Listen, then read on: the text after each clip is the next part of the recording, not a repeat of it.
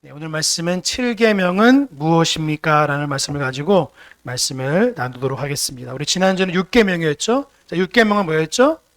살인하지 말라. 그렇죠? 그러면 나와 내 이웃의 생명을 어떻게 해야 되는 거죠? 지키고 보존하고, 그렇죠? 그렇게 하는 거예요.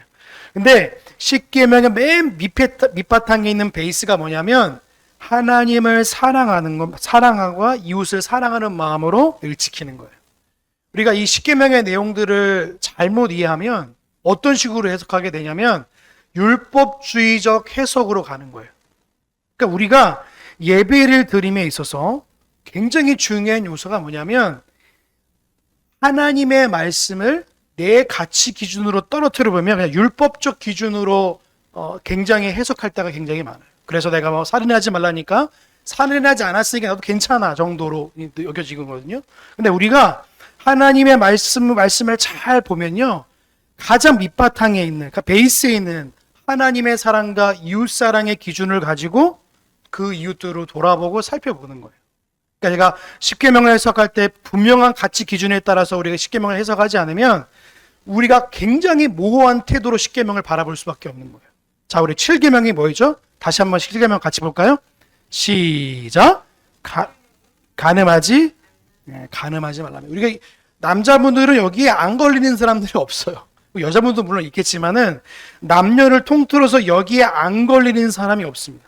대부분은 간음하지 말라에 다 걸려 있어요. 그 10계명의 가장 불편한 계명 중에 앞에 서 있죠. 간음하지 말라. 그럼 이 시대는요, 여기에 이 10계명에 대해서 비웃습니다. 그런데 우리는 영혼을 걸고 지켜나갈 하나님의 준엄한 명령인 거예요. 우리가 살고 있는 7계명이 완전히 무너져 있는 시대로 해도 과언이 아닙니다. 여러분, 세상의 문화는요, 이 계명을 조롱합니다. 왜냐하면 시대의 영향을 따라서 10계명이 해석됐다고 생각하는 사람들은요, 예전에 있는 법이라고 생각해요. 10계명. 여러분, 오늘날 10계명도 지금 그리스도인들이 지켜야 할 윤리이자 문화인 줄로 믿습니다. 이거를 모르면 그냥 10계명은 옛 구약에 있는 법으로 치부할 수밖에 없는 거예요. 근데 오늘 우리가 이 10계명을 다루는 건 이유가 뭡니까?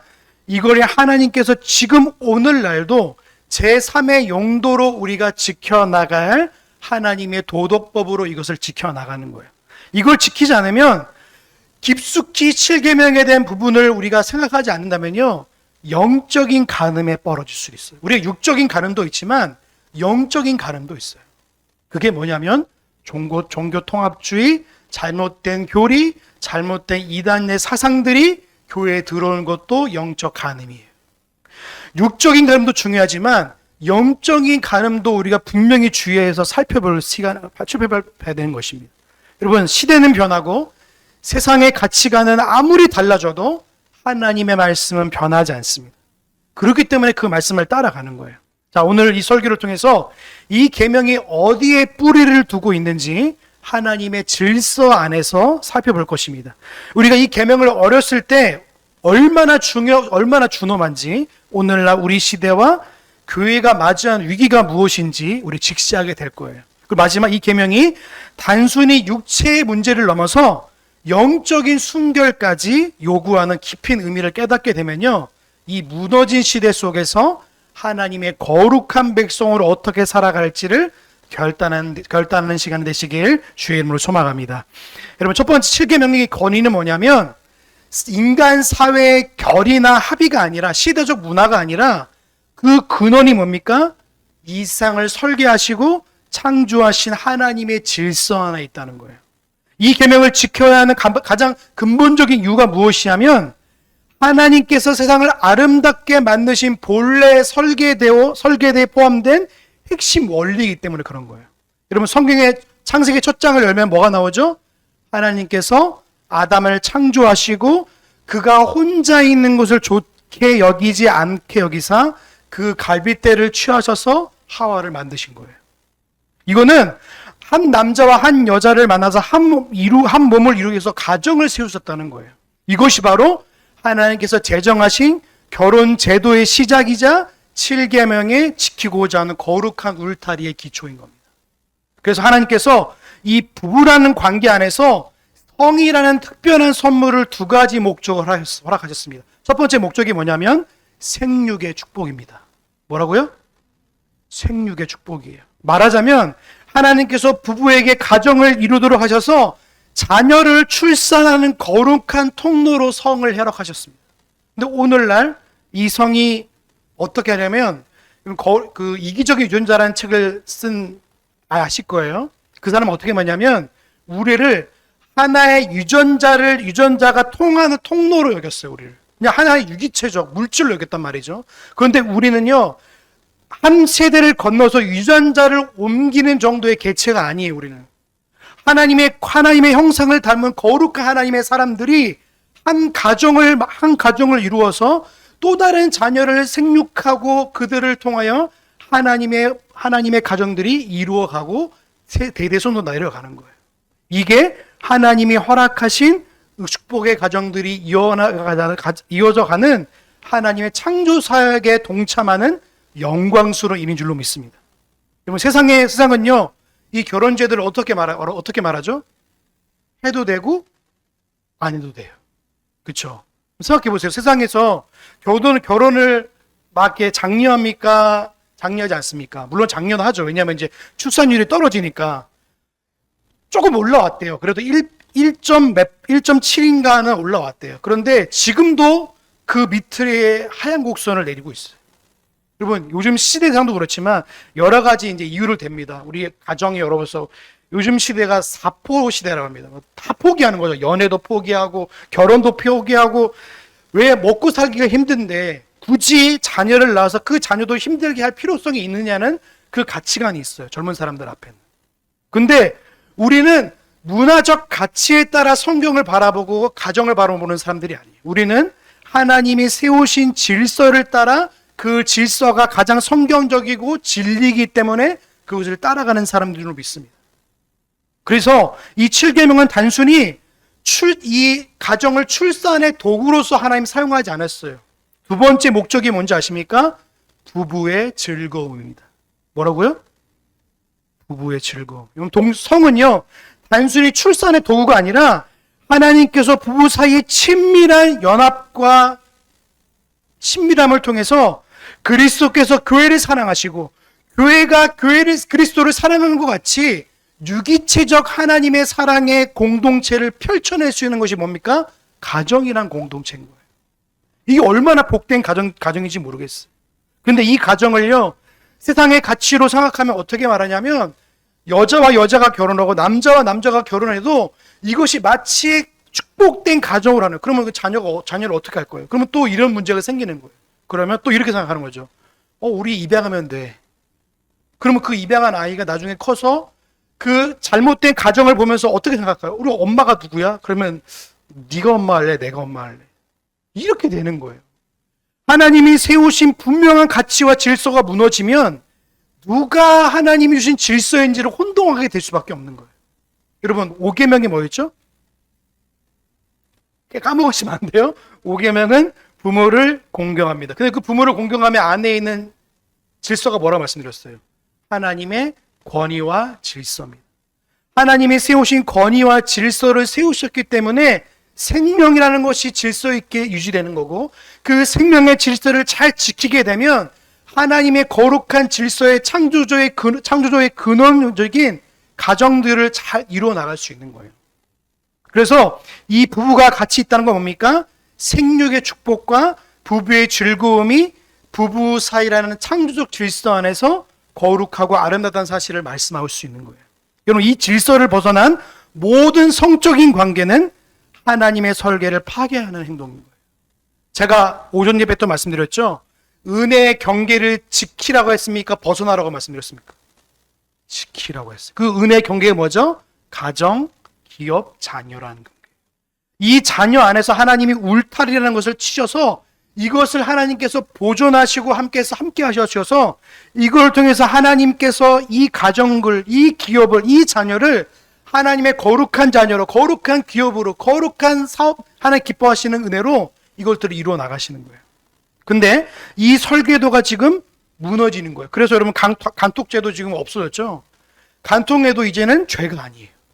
몇 년 전에 이제 없어졌죠. 그러니까 불륜을 하고 그 질서를 벗어나도 사람들이 아무라고 뭐라 할 수 없는 거예요. 그 혼인 빈자 간음죄 뭐 이런 것도 있긴 하지만 이런 죄들도 결국에는 뭡니까? 인간적인 법의 테두리 안에서 생각해버리면 국가도 이런 문제도 한번 생각해 볼 줄 아는 거예요. 그러니까 이런 문제도 결국에는 우리가 뭡니까? 하나님의 거룩한 창조 질서 안에서 울타리 안에 있는 것을 우리가 지키느냐 아니면 지키지 않느냐에 따라서 이 법을 넘나들 수 있어요. 하나님께서 세우신 법을요. 여러분, 두 번째 질서가 제가 부부 관계에도 어떤 특별한 목적이 있다 말씀드렸죠. 첫 번째 뭐라고 말씀드렸죠? 생육의 축복. 두 번째 뭐였죠? 부부의 즐거움입니다. 여러분, 성은요 더러운 게 아니에요. 성은요 하나님께서 허락하신 선물인 줄로 믿습니다. 부부 안에서 아름다운 성을 서로 나누고 연합하는 것은요 그만큼 너무나 기쁘고 감사한 거예요. 숨기지 않아도 되는 거예요. 그런데 이거를 한국교회가 이 7계명에 대한 부분을 가르치지 않으니까 마치 성은 감춰야 되는 것고 더러운 것이라는 이미지가 이미 우리 안에 깊숙이 뿌리 박혔어요. 그러니까 이 성에 대한 개념을 어렸을 때부터 이 7계명을 교회에서 안 가르치니까 이 성의 개념을 자꾸만 세상의 더러운 거고 추악한 것을 배우다 보니까 자꾸 개인적 가치로 끌어내려 버렸어요. 그러니까 쾌락의 도구로 사용하는 거예요. 그러면 성은요 이 쾌락의 도구들 결국엔 부부 안에서 허락된 것이지 이걸 넘어서면은 분명히 하나님의 질서를 파괴할 수밖에 없는 것입니다. 이 계명의 무거움은요 타협할 수 없는 준엄함이 있는 거예요. 그래서 7계명을 먹었을 때 또 다른 윤리적인 문제가 비교할 수 없도록 큰 거예요. 영적 지도자들은요 엄격한 기준이 적용되는 거예요. 제가 너무 충격받는 게 뭐냐면 며칠 전에 이런 기사가 올라왔어요. 그러면 전병욱 목사라고 부르고 싶지도 않은데 그 전병욱 씨가 또 다른 교회에 담임이 됐어요. 그러니까 원래 홍대 새교회라는 것을 이제 그 문제가 생기니까 나와가지고 홍대 새교회라는 것을 개척을 했단 말이죠. 근데 이 사람이 또 어떤 일을 했냐면 그 자기에게 벌을 준 근데 원래는 목사가요 이런 성범죄를 하면요 면직되어야 됩니다. 이 면직은요 아주 목사가 되지 못하도록 막아야 됩니다. 근데 오늘날 이 법이 어떻게 되냐면 다른 교단으로 옮기면 이게 마치 면죄부가 얻어진 것처럼 사라져 버린단 말이죠. 근데 이 면죄부를 주어준 한 목사, 원로 목사의 교회에 이 전병욱 씨가 담임 목사로 청빙이 됐어요. 그래서 지금 거기에 지금 담임이 됐어요. 이게 얼마나 무서운지 모릅니다. 여러분, 영적인 간음이 이 교회법 안에서 목회자가 정말로 이게 성적인 더러움에 빠지게 되면요, 걷잡을 수 없이 다른 이 공동체 안을요, 온갖 더럽게 만들 수밖에 없는 거예요. 그래서 교회가 난리가 나는 겁니다. 그래서 여러분, 삼일교회에 얼마나 많은 형제 자매들이 이 영혼의 상처가 남지 몰라요. 그것들을 싸매어서 그래 송태구 목사님이 잘 아물었지만 그래도 거기에 상처가 있단 말이죠. 여러분, 교회 안에서 윤리적인 문제로 징계받으면요 절대로 이거는요 면직입니다. 면직. 그리고 성도들도 만약에 이런 문제가 있어서 그러면요 분명히 권징이 따라가는 거예요. 한국교회에서 권징의 제도가 많이 사라졌는데 거기에 분명하게 경고하고 하지 말라고 분명하게 말을 해야 됩니다. 이게 안 되면 실계명을 범했을 때 회복 과정이 용납되지 않은 경우가 굉장히 많은 거예요. 그래서 여러분, 이 7계명에서 영적 지도자는요 엄격하게 해야 돼요. 왠지 아십니까? 본을 보여야 되는 자리이기 때문에 그렇습니다. 하나님의 말씀을 들고 서는 자리이기 때문에 목회자의 성적인 죄는요 이거는 분명하게 하나님 앞에서 엄중하게 다뤄야 될 문제이기 때문에 저도 마찬가지고 이 말씀을 전하는 분도 마찬가지고 여러분도 마찬가지입니다. 여러분, 하나님의 공의로운 기준 앞에 어느 누구도 예외가 될 수 없는 겁니다. 그래서 오늘날 교회와 사회가 이 계명의 붕괴를 겪게 되면요 이걸 지금 겪을 수밖에 없는 거예요. 여러분, 7계명에 둘러싼 문제가 세상의 문제가 아니에요. 교회 안에까지 얼마나 침투에 들어왔는지 몰라요. 현실을 마주해야 됩니다. 여러분, 고통스럽지만 경각심을 가지고 거룩함을 세우기 위해서 반드시 필요한 가정이에요. 그래서 현대사회의 가정은요 노골적으로 7계명을 무너뜨리려고 해요. 그래서 간통죄 폐지, 그리고 법의 변화가 성적 순교의 가치를 변화해서 개인의 자유의 문제로 축소시켜버린 거예요. 그래서 여러분, 동거의 문제도 있죠. 여러분, 나중에 자녀들이 여자친구를 데려오고 남자친구를 데려오고 동거의 문제도 생각해 볼 문제입니다. 그래서 어떤 분들은 이렇게 하는 분도 있어요. 법의 테두리 안에서 우리가 이제 그 법의 질서 안에서 혜택을 받으려고 일부러 혼인 신고를 하지 않고 그 혜택을 받은 사람도 있다고 하는 거예요. 이것도 분명히 실계명에서 분명히 얘기할 수 있는 거예요. 근데 교회가 이런 문제를 얘기하지 않는다는 뭐냐면 이 7계명을 개인의 어떤 생각과 가치관으로 결정해 보도록 만드는 거예요. 이거는 교회에서 이러한 질서들을 분명히 가르쳐 주지 않으면요, 개인이 할 수 없는 문제입니다. 그래서 어떤 사람들은요, 결혼 학교의 성교육은 뭔지 아십니까? 이제 아예 콘돔을 나눠줘요. 이게 얼마나 심각한 문제인지 몰라. 프랑스나 아니면 뭐 이 유럽 같은 경우에는요, 야동이라고 그러죠. 야동을 보는 기준을요, 중학교 2학년 수준으로 낮춰버렸습니다. 16세가 되면 동영상을 볼 수 있어요. 법으로 금지하지 않아도 되는 거예요. 그러니까 결혼 후에 책임 있는 성관계 대신에 안전한 성관계를 위한 피임수를 알려주는 기술을 알려주고 있어요. 학교에서. 이게 얼마나 무서운지 몰라요. 그러면 드라마나 영화나 연애 상담 같은 이런 미디어 속에서도 마찬가지예요. 혼전 성관계를 너무나 당연하고 낭만적인 것으로 포장하며 우리 자녀들을 유혹하고 있는 거예요. 더욱 심각한 것은 뭐냐면 세속적 가치관이 교회라는 울타리를 넘어가지고 성도들의 삶이 깊이 스며들고 있다는 사실인 거예요. 그래서 자녀들한테 물어보시면 자녀들을 결혼할 때도 마찬가지예요. 자녀들을 결혼할 때 믿는 사람과 믿지 않는 사람을 데려올 때도 이것이 아무렇지 않게 만들어요. 제가 몇 년 전에 이제 사역을 할 때 어떤 분이 이제 권사님이라는 분이 저한테 이제 상담을 했는데 이렇게 했어요. 제 아들이 교제하고 있는 사람이 믿지 않는 사람인데 결혼해도 되나요? 라고 제가 질문했어요. 제가 뭐라고 말했을까요? 신중하게 생각해 보세요. 라고 제가 말씀드렸어요. 왠지 아세요? 그분도 지금 제가 저한테 상담을 했던 그 권사님도 남편이 믿지 않아서 지금도 고통을 당하는 분이에요. 제가 이렇게 말씀드렸어요. 권사님의 삶의 모습을 또 자녀들에게 유산으로 물려주시겠습니까? 굉장히 무서운 도전 아닙니까, 여러분? 그러니까 우리가 이러한 문제들이 울타리를 넘어서 지금 교회 안에서 들어오고 있는 거예요. 믿지 않는 자녀들을 또 데려온다? 여러분 정말 쉽지 않은 일입니다. 근데 또 이렇게 핑계를 대는 거예요. 아, 저 사람 내가 전도할 수 있다. 이건 평생을 려도 힘든 게 그런 일. 영혼이 변하는 거는요, 물론 하나님이 하신 일이지만 너무나 쉽지 않은 일인 거예요. 그 고통의 멍에를 같이 진다는 거가 똑같은 겁니다, 여러분. 한 가정이 믿음이라는 한 가치를 가지고 같이 세워나가도 힘든데 믿지 않은 사람과 같이 결혼이라는 제도를 통해서 하나님이 세우신 가정을 세울 때에 얼마나 많은 어려움이 있는지 몰라요. 또 여러분 가정을 세울 때 자녀들에게도 마찬가지고 여러분도 마찬가지입니다. 7계명이 여러분 가정 가운데 바르게 세워가실 줄로 믿습니다. 진짜 무서운 거예요. 그래서 자녀들에게 혼전 동거를 할 때 여러분 단호하게 막으셔야 됩니다. 아이들이요 이거를 아무렇지 않게 얘기한다니까요.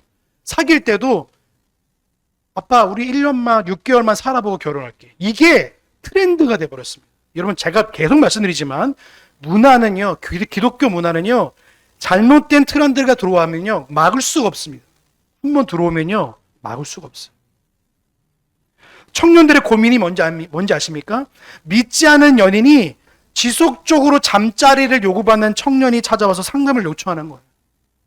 근데 이 고민 이면에는 이미 마음속에 타협함을 이미 가지고 있어요. 이미 답을 정해놓는 거죠. 그래서 목회자의 허락을 구하라는 답정너 같은 이런 위태로운 심리가 숨어있음을 보게 되는 거죠. 문제는 외부의 압력이 아니라 이미 흔들리고 있는 내면의 생각인 거예요. 또 교회 안에 물리수가 뭔지 아십니까? 주일 오전 예배를 드렸지만 오후 예배 시간은 교회 안에서 구석진 곳에서 부적절한 행동을 하다가 발각되는 청년들의 모습 우리에게 충격을 줄 때가 되는 거예요. 혼전 임신의 문제도 마찬가지입니다. 여러분 혼전 임신했다고 한번 생각해 보십시오. 다른 성도들에게 숨기기 위해서 갑작스럽게 결혼을 서두르는 그런 커플들이 얘기가 자주 들려집니다. 여러분 거룩한 언약이 아니라 부끄러움을 가리기 위한 수단으로 결혼을 이용하는 비극이 일어나는 거예요. 여러분 이 같은 일들이 벌어지지 않도록요 자녀들과 가정 안에서는요 7계명을 날마다 가르쳐야 될 줄로 믿습니다. 분명히 기억하셔야 돼요. 우리의 실수가 또 다른 자녀의 실수로 반복돼서는 안 되는 겁니다. 그래서 여러분 보시면 아브라함의 실수가 어디로 이어진지 아십니까? 이삭의 실수로 이어져요. 아브라함 이렇게 얘기합니다. 우리 아내가 너무 이쁘다 보니까 이 아내를 자기 누이로 속여요. 근데 이 속이는 게 그 아들이 똑같이 합니다. 그 행동을 똑같이 하는 거예요. 너무나 소름 끼치지 않습니까? 자기 아내를 자기 누나로 얘기해요. 또 청소년부에 또 어떻습니까? 이 청소년부 안에서는 이제 예전에 제가 청소년부 담당했는데 중등부 안에서 이런 고민이 있어요. 학생들이 이제 서로 사귀고 이런 일들이 있는데 이런 사귀다가 또 사귀다가 어떻게 하냐면 이것도 결국에는 또 다른 이런 무난한 일들이 벌어진단 말이죠. 이런 이 문제들 근원이 뭔지 아십니까? 교회의 침묵과 이 왜곡에 있어요. 우리의 성은요, 하나님이 주신 거룩하고 아름다운 것을 가르치지 못하고 그저 부끄럽고 순교할 주제로만 취급해 오는 거예요.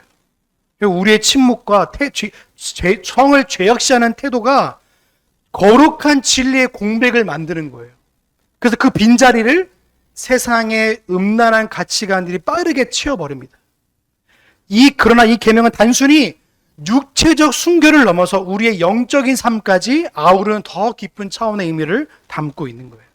그래서 7계명은 육체적 간음뿐만 아니라 우리 안에 있는 영적인 간음까지 있다는 사실을 우리가 살펴보도록 합니다. 성경에서는요, 우상 숭배를 영적인 간음이라고 말씀하셨어요.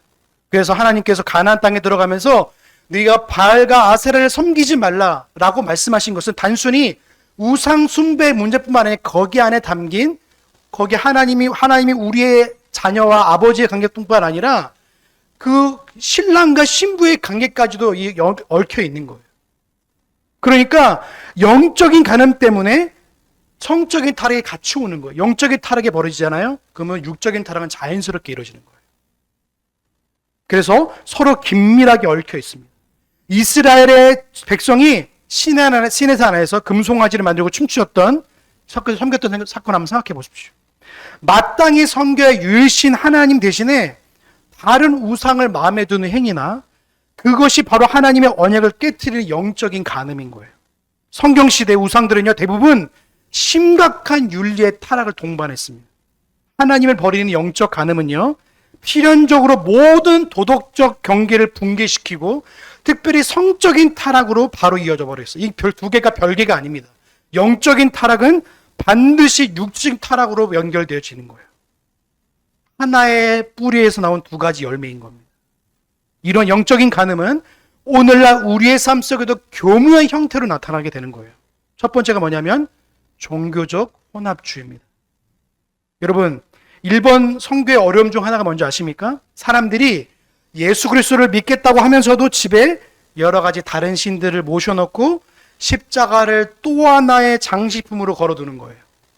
유일한 신 하나님을 섬기는 것이 아니라 여러 신 중 하나를 추구하는 신앙의 형태는 뭡니까? 명백한 영적인 간음인 겁니다. WCC도 마찬가지예요. WCC가 뭔지 아시죠? 종교 통합주의입니다. 예수 그리스도를 믿어도 구원받고 불교를 믿어도 구원받고 그리고 힌두교를 믿어도 구원받는 거예요. 무당을 믿어도 구원을 받는 거예요. 제가 몇 년 전 그 WCC 회의를 봤는데 구슬 했습니다. 구슬. 그리고 뭐라고 기도한지 아십니까? 하나님 예수 그리스도의 이름과 부처의 이름과 마리아의 이름과 여러 종교 다른 신의 이름으로 기도함나이다. 아멘. 이게 종교 혼합주의인 WCC의 실체입니다. 이거를 따른 교단들이요, 지금 통합측 교단과 감리교 교단과 그리고 성공회와 카톨릭이 포함되어 있어요. 이런 교단에서 가르치고 있는 복음은요, 분명히 복음을 말하고 있지만 거기에서 이미 동조하고 있는 세력과 똑같은 거예요. 거기서 나온 복음은요, 조심하셔야 됩니다. 이게 영적인 간음과 함께 연결되어지는 거예요. 거기서 하나님 말씀을 듣는다, 하나님께서 그 길을 막으시는 거예요. 하나님 우리 그리스도인들에게 제일 최고의 징벌이 뭔지 아십니까? 말씀이 들려지지 않는 거예요. 이게 하나님의 징계입니다. 또 뭔지 아십니까? 두 번째 영적 간음은요, 기복신앙과 미신입니다. 제가 예전에 한번 신방을 갔은 적이 있는데 한 권사님 집에 복을 가져주는 의미로 새 모양의 장식품을 돈을 꽂아둔 것을 제가 본 적이 있어요. 소름 끼치는 겁니다, 여러분. 교회 중직이라는 성숙한 신앙의 외피 아래 얼마나 뿌리 깊어 있는 미신적 사고가 숨어져 있는지를 볼 수 있는 거예요. 그 여러분 집에 가시나 아니면 여러분 교회에 보시면 내 나중은 미약한 심히 창대했다 이런 것들 있죠. 이런 것들이 미신적 사고로 쓰여지는 것 중에 하나예요. 정말 무섭습니다. 여러분 내 나중은 미약하였으나 심히 나중은 창대리라 이 말씀은요. 욥의 친구들이 한 조롱입니다. 조롱을 간판에 걸고 장사하고 있는 거예요. 이런 것들이 얼마나 많은지 몰라요, 여러분. 이런 영적인 간음과 미신과 기복신앙들이요 뿌리 깊이 박혀져 있어요. 우리 안에, 우리 심령 안에. 그래서 우리의 죄성은요 얼마나 그것들을 따라가려고 하는지 몰라요. 그래서 마치 본능처럼 따라갑니다. 그럼 숨 쉬는 것처럼 따라가요. 그것들과 교묘하게 오는 영적인 더러운 간음 앞에서 우리가 어떻게 가야 되겠습니까? 우리는 분명히 기억하셔야 됩니다. 성경은요 인간을 영과 육이 있는 존재로 말씀합니다. 그래서 육신의 더럽힘과 영혼의 더럽힘은요 분리될 수 없는 거예요. 그래서 영적인 간음에 계속 노출되잖아요. 더러움에. 그러면 육적인 간음이 반드시 드러나게 되는 거예요. 그래서 WCC 교단이나 NCCK나 이런 더러운 복음, 제가 더러운 복음을 말씀드리면 죄송하지만 그렇게 영적인 간음을 하고 있는 교단에서 벌어지고 있는 복음은요 자연스럽게 또 다른 육적인 간음을 벌이실 확률이 더 높습니다. 그래서 제가 거기 있는 교단들을 참 제가 뭐라고 싶은 게 뭐냐면 말씀을 가르쳐도 부분적으로 말씀을 가르치기 때문에 문제가 되는 거예요. 아니면 사람의 행복과 사람의 소망만 가르치지 하나님의 말씀에 대한 부분은 거의 배제해버립니다. 이런 교회 오시면요 거의 어떤 걸 가르치면 문화센터가 돼버렸습니다. 교훈을 가르치는 좋은 얘기하고 성도들 행복해 하는 얘기하고 그거는요 다른 강연 가서도 충분히 들을 수 있는 내용입니다.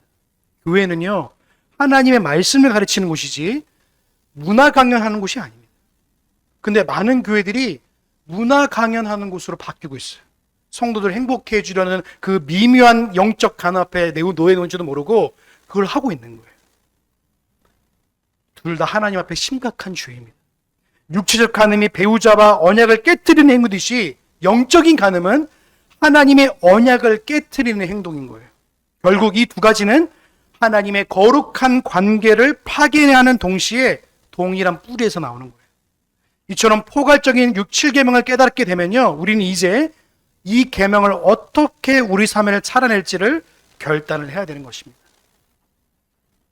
여러분 그래서 여러분 가정 안에서요 끊임없이 이런 것들을 서로 나누고 가르치셔야 돼요. 우리는 어떤 신앙인으로서 서게 될 것인가. 여러분이 신앙인으로서 바르게 성장하면요 다른 사람을 바르게 세울 수 있지만 여러분이 신앙인으로 바로 세우지 못하면요 또 다른 사람을 다른 곳으로 방탕함을 빠질 수 있는 것도 되는 거예요. 여러분 이스라엘 백성들이 어떠한 안일함 죄 때문에 가나안 백성들을 들여왔죠? 여러분 기억하시죠?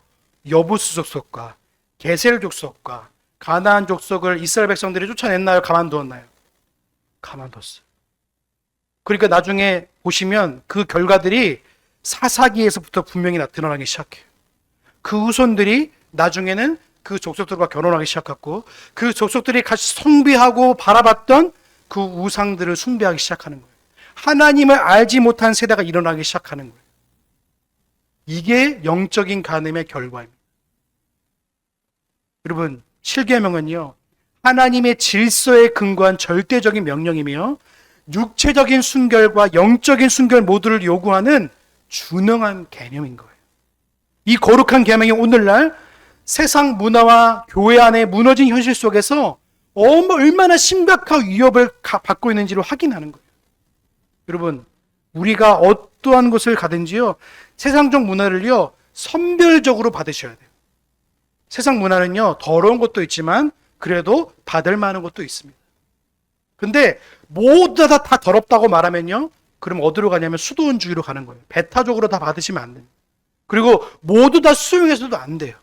이거를 선별적으로 받지 않으면요 분명히 문제가 생기는 거예요. 그래서 세상적 가치가 만약에 이 7계명에 대한 이것도 왔을 때에 기독교 가치가 아닌 윤리와 문화인 이 계명들을 우리가 분명히 계속 숙지하고 우리 가정 안에서 또 교회 안에서 끊임없이 나누고 다루어야 되는 문제인 겁니다. 결혼할 때도 자녀들에게 이런 계명들의 가치를 따라서 잘 보셔야 돼요. 그래서 우리 자녀들이 영적인 간음에 빠져 있지 않은지를 돌아보셔야 돼요. 그리고 내 스스로도 마찬가지입니다. 여러분 스스로를 가만 내버려 두시잖아요. 그 말씀의 가치와 전혀 상관없는 행동을 할 수밖에 없는 거예요. 여러분 권사님들 중에 제가 저번에 말씀드렸지만 권사님들 중에 얼마나 많은 사람들이 무당 찾아가고 타로 보고 미신 보고 얼마나 있는 것들이 많은지 몰라요. 토종 비결 보고 오늘 나 띠가 몇인데 뭐 쥐띠 보고 이런 거. 여러분 쥐띠 뭐 이런 거 띠 보지 마세요, 여러분. 그 띠가 다 그 신입니다. 신. 쥐의 신, 돼지의 신 이런 다 신이에요. 뭐 이렇게 오늘날 무슨 뭐 붉은 말에 이건 다 신입니다. 신. 오늘날 우리 한국에서 전통적으로 내려오는 중국에서 내려오는 이런 것들 다 신이에요, 신. 근데 이거를 마치 잘 포장해서 다 오는 거예요, 우리에게. 그래서 캐릭터 모양으로 와가지고 이건 괜찮은 거야 이런 식으로 오는 거예요. 혹시 일본에 혹시 이런 거 나오면요 절대 신사 같은 데 가지 마십시오. 더러운 거예요, 더러워. 이런 문화들이나 이런 가치 이런 더러운 것들이요 우리 안에 얼마나 많이 퍼져 있는지 몰라요. 문화라는 이름으로 가면을 쓰고 있는 것뿐이지 그 안에 들여다보면요 영적인 가는들이 얼마나 많은지 몰라요. 그 TV 프로그램 보시면 돌싱들이 얼마나 많은지 몰라요. 이건 다르게 말하면 뭔지 아십니까? 오늘날 시대가 이혼이라는 가치를 너무나 자연스럽게 다루고 있는 거예요. 그럼 교회가 이것들을 분명히 가르치고 말해야 되는데 오늘날 교회들은 이것들을 성경 본문을 일부러 택하지 않습니다. 불편하니까. 성도들 불편하다고 얘기하지 않아요. 얼마나 무서운지 아십니까? 이게 바로 영적인 간음이에요. 목회자가 바르게 말씀을 가르치지 않는 것도 영적인 간음이에요. 저는 무서운 거예요. 저도 스스로 말씀을 보지만 얼마나 말씀이 공의이고 사랑을 같이 포함하는지 모르는 거예요. 하나님의 사랑이 담겨 있지만 동시에 공의의 말씀이 담겨 있기 때문에 우리의 영혼은 아프지만 동시에 우리 영혼이 치유가 되는 거예요. 근데 반대로 하나님의 말씀을 바르게 가르치지 않으면 내 생각과 더러운 것들이 겹쳐져 가지고 혼합적인 복음이 나올 수밖에 없는 거예요.